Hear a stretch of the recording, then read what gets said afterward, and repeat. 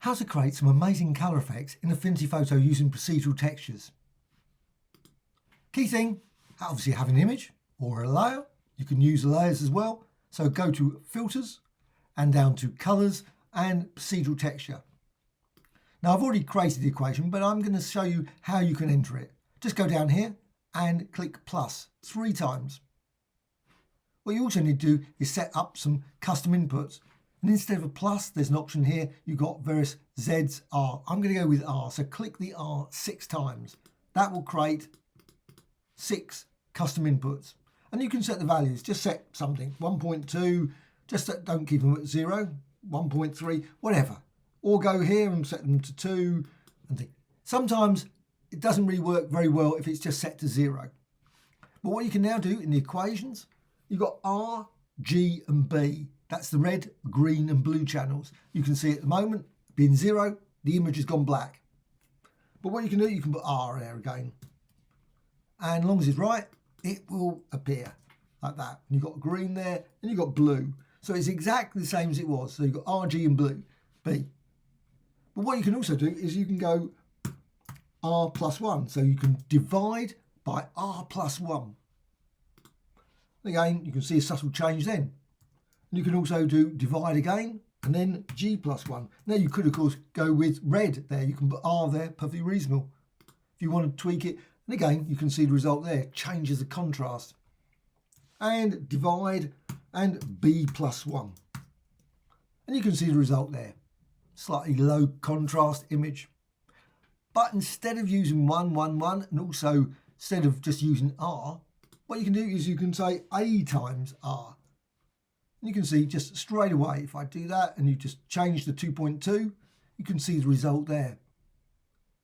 Also, I can put B times, and you can see the result. Again, C times. And you can tweak these values. So it's a little asterisk. It's not times, it's times in an asterisk. Now, instead of 1, I can change that. I can go with, obviously, D, and of course, next one, E and F. So a very, very simple equation. So B plus F. Now the result might not be what you want. Again, you might have to tweak these settings again. And you can see there you've got C, D plus E plus F. And you think, oh, put that there, 1, and put that to 1. So you can see the result. Now sometimes, some of the settings you might not get much. You might just get black. But you just have to tweak these. Again, 2.2, 1.2. Now, sometimes I click that one now and it goes down. Don't understand that. But there's a great one there. If you want to save this equation now, you've got all this equation, you've got the A times, etc. You'd have to type this all in again, which is not ideal. And that is why it's useful to have presets. Now, obviously, I've created that preset already, but I'm just going to create a new one. But of course, it's similar to one that already exists. If it wasn't, I would have the option here to create preset. So if I want to make a difference, I could just change something there as well. But I'm not going to do that. I'm just going to use the color 2, which is the existing one, exactly the same as this.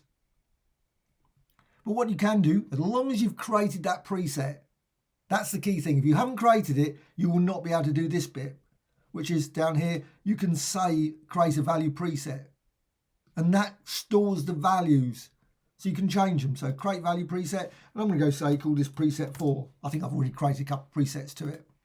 And you can then see these presets here. So if I go 1, go with 2, I can go with preset 3, and you can see the result of those presets. And again, preset 4. And again, you can tweak it. So you can turn around and say, oh, I don't want that, I want 3. Or maybe -4. And you can create a nice blue effect like that. Or maybe 2 or 4 there. Or -6. Just try out different settings. Maybe 5. Or -20. And so on. You can just tweak it. And if you go something like this, it ends up being black like that, and you're not happy with that. Or what you can do, you can always go back, of course, to a preset. Any of the presets you're happy with. And you've got a starting point again. And then you can go and tweak them again. You turn around and say, oh, let's put that to 12. Or 12 for that one. And so on. To create a slightly greener image. And again, always go and define it, create a new one there. and then click apply. Now once you've applied it, you can see the colour effect there. You've got this bluey green design. Obviously the image is fairly green in the first place, strange enough, being in the garden. What you can then do is you can always go to layer, and you've got this option here, fade procedural texture.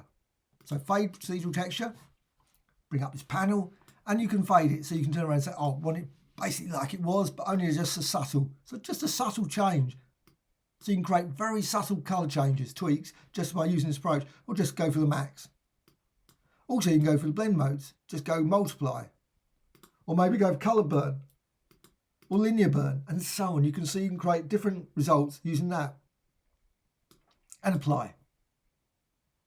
But what you can also do is you can undo, just go back to the original image. You can also go to layer, and new live filter layer, down to colours, procedural texture. It's a live effect. So this one, you can just change it at any point. So procedural texture. Now, of course, I've created it already. I'm not going to create it, but you could create it exactly the same way with the R and plus, but you've got the presets. So again, let's go down to colour 2. That was the one that was defined there. And now you can see the result with the default one. And you can tweak it to say 1.7. Tweak that one, maybe make it -4, or make it 10. Very subtle changes in many cases, something like 3. Make it very, very, very dark red. But also you've got the option here, because it's a layer, you've got here blend modes. So you can go here and got darken. Multiply, obviously it's quite dark already, so it's not going to change. But if you go for lighten, say, you can see the result there, or screen. Again, very subtle changes. Overlay to create a very nice image that way. And also you've got opacity, so you can modify that as well. And you can close that. And also the great thing about this, you've got layers, you've got here, expand this out, so that's associated with the background layer, or any other layer, of course.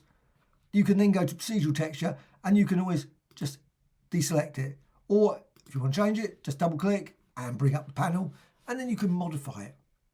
And click OK, close that. And you can delete it just by going down here if you don't want it anymore. And that is a lovely colour effect in Affinity Photo. Hope you found this tutorial of interest. Any questions, please let me know in the comments below. Always great to hear from you. Thank you much.